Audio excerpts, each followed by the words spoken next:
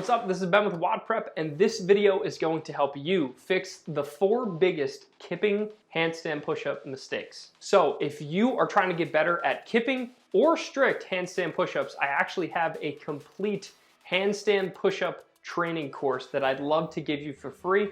All you have to do is go to wodprep.com/HSPU.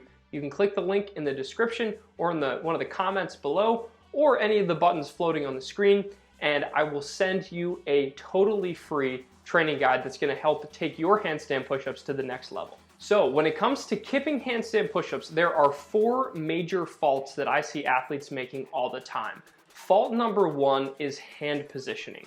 So this is normally the fault that I see that causes people to fall off the wall. I get messages on Instagram, on YouTube, on Facebook all the time that say, hey Ben, every single time I try to do a kipping handstand push-up, my butt pushes me off the wall or I fall off the wall.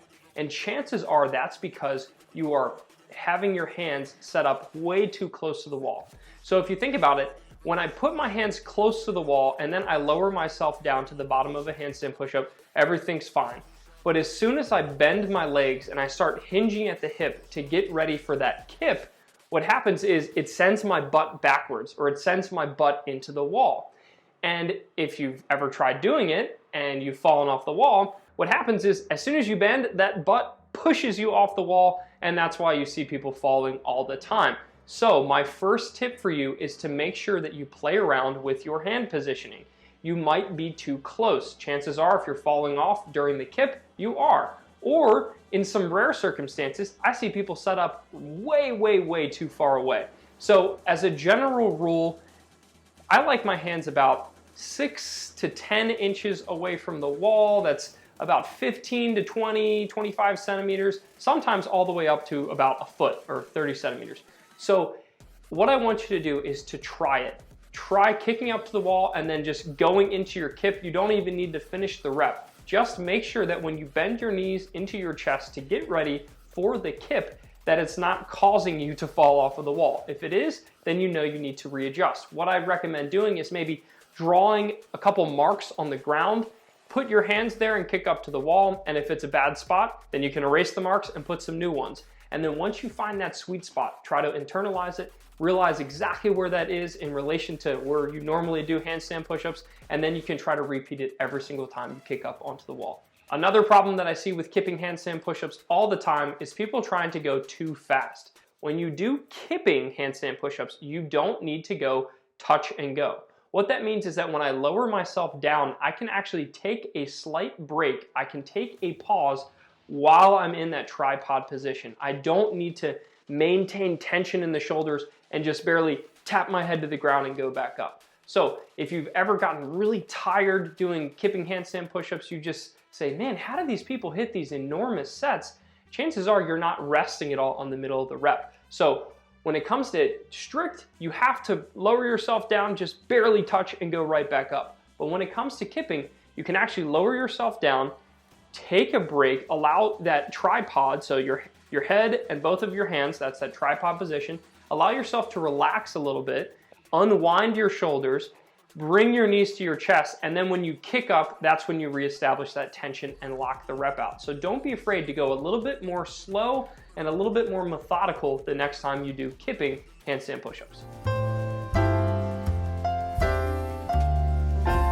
Another problem that I see all the time is something I like to call the shallow kick, and that's where we are doing an incomplete kip. So what happens is when I lower myself down, instead of letting my knees sink all the way down to my chest and really loading my hip to get ready for a super strong kip, instead what happens is people just barely bend their knees, they bring their feet down, and then it's almost because they're afraid to fall off the wall, they go kick right back up. So it's like basically doing a half kip.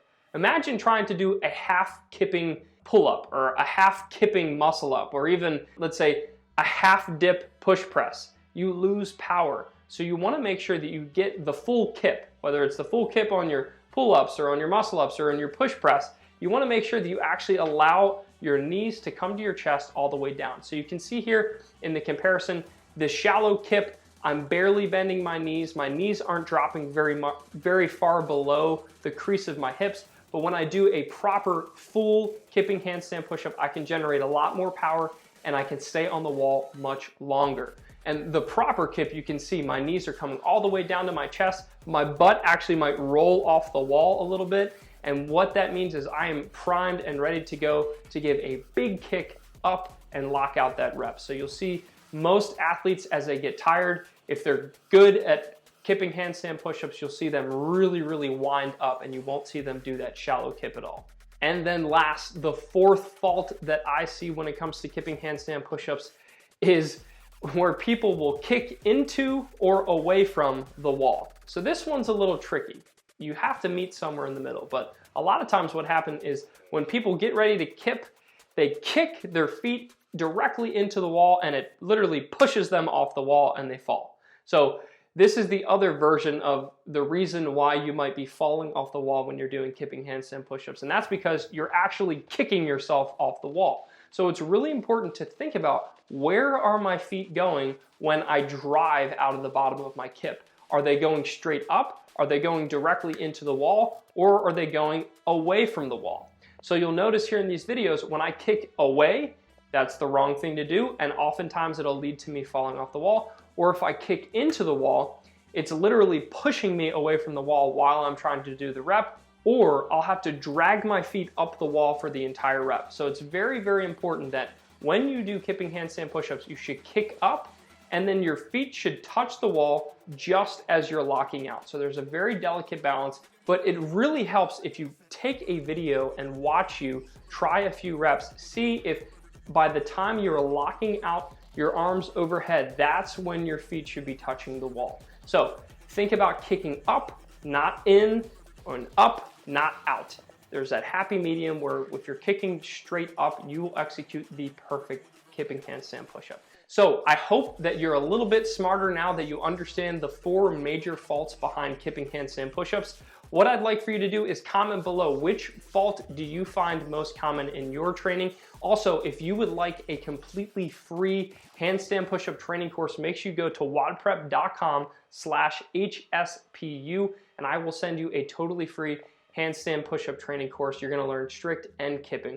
Also, please hit the subscribe button. I don't want you to miss any more videos that I have coming out because we got a lot of really good stuff on the way. And like I said, leave a comment below. Let me know what your least favorite part about kipping handstand push-ups is. What is the thing that's causing you to mess up most? And maybe I can help you out.